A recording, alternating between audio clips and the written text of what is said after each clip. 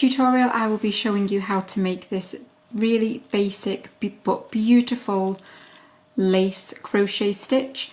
So this is one that I'm doing for myself to turn into an infinity scarf, and this particular part of the tutorial would just be how to work up the stitches. I will then do a follow-on tutorial next week to show how to finish off your scarf and how to join the ends together and things like that. So this particular tutorial will just show you how to do this beautiful basic lace stitch itself. But let's just crack on with this beautiful basic lace crochet stitch. So for this particular tutorial, I'm going to be using this absolutely amazing rainbow yarn from an amazing hand dyer, and the name is Siobhan's Crafts, and I bought this actually in person, but she does have an Etsy store which I will obviously link down below. It's, as I said, a hand dyed yarn. It is a DK yarn, and this colourway is called Double Rainbow, and it's 80% merino, 15% nylon and 5% sparkle. So I don't know whether the camera will pick it up amazingly well, but it is a shimmery sparkly yarn, and it's just amazing and so soft and so squishy. And I'm going to be using this yarn and this stitch to make the most beautiful bright winter cowl. So you might not necessarily think of these colours for winter, but there's nothing wrong with being rainbowy in winter. So obviously you can use any yarn and any size hook that you like. So you need to start with a slip knot, and as always, if you're not sure how to do that, then do nip and check out my absolute beginner series. So for this particular stitch you need to work a foundation chain in multiples of 4, so any width that you want your project to be, as long as it is a multiple of 4. So obviously 1, 2, 3, 4, and you're just going to chain until you get your desired width. So I've just done a starting chain of 32 because I don't want this to be a really wide scarf. I want it to be quite thin, but one that I can wrap around 2 or 3 times to make it really chunky and cozy. So once you've got your desired width, you need to add on an additional 2 chains. So there's my additional 2 chains. We are then going to work a double crochet into the second chain from the hook. So obviously I'm working UK terms here, so single if you're in the US.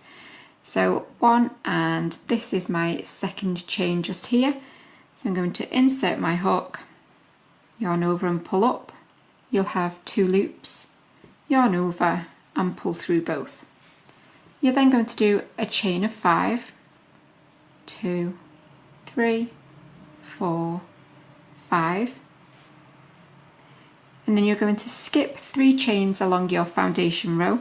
So 1, 2, 3, and into that 4th chain along you're going to do a double crochet.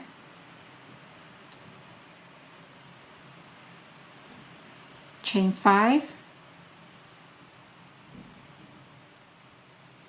skip 3,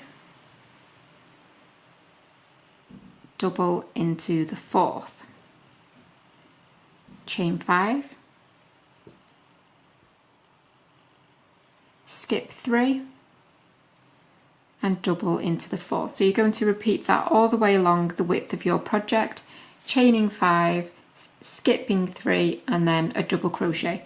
And if all has worked well, you should end up by doing a final double crochet into your final stitch.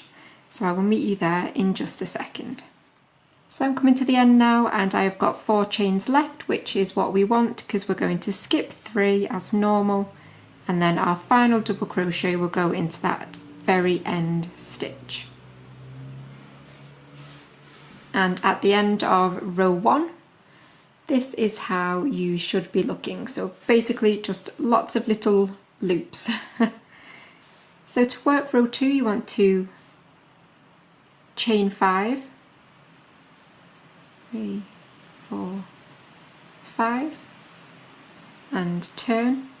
I apologise for the sound of the wind, but it is super windy out there today. So we've chained 5 and turned, and We are now going to work straight into this very first chain 5 space, and we're going to do a double crochet straight into that space. Chain 5, move to your next chain 5 space and double crochet. Chain 5, move to your next chain 5 space and double crochet. And if you haven't guessed it already, you're going to work that all the way across, and I will meet you when you get onto your final chain 5 space at this end, because that one is different.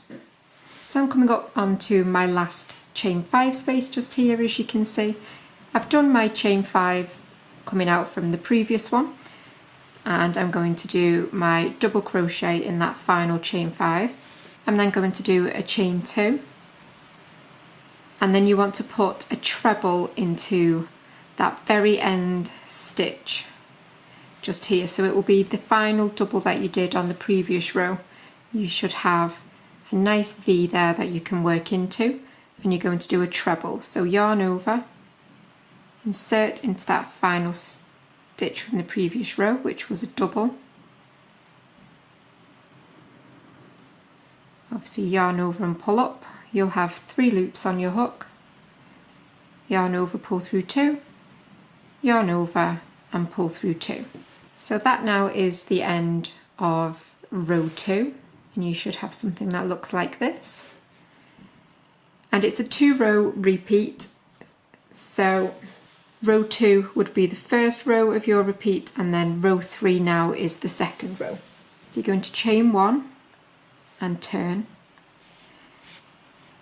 and then you're going to put a double crochet straight into the very base of where we've just come up from. So into the very base of that stitch you're going to put a double crochet. So make sure you get the V at the top here and do your double crochet. Chain 5, and then into your next chain 5 space here you'll work your double crochet. And so now you'll continue your chain 5 double and then double crochet all the way along again. And on your final chain 5 space I will meet you to firm up those very last stitches. So I'm again at the other end now. I've done my final double crochet into that chain 5 space. We've then got my chain 5 that I've just done, and then your funny little loopy bit from the end of the last row, which was where we did our chain 5 at the beginning of that row. So into that chain 5 space here, that looks a little bit different to all the others, you're going to just put 1 double crochet straight into that stitch. So you're not looking for any particular stitch, you're just going into that chain space.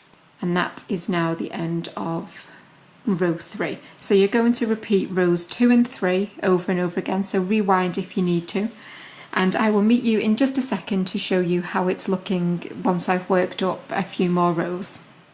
So as you can see, I've worked up quite a few more rows now, and this is how we're looking.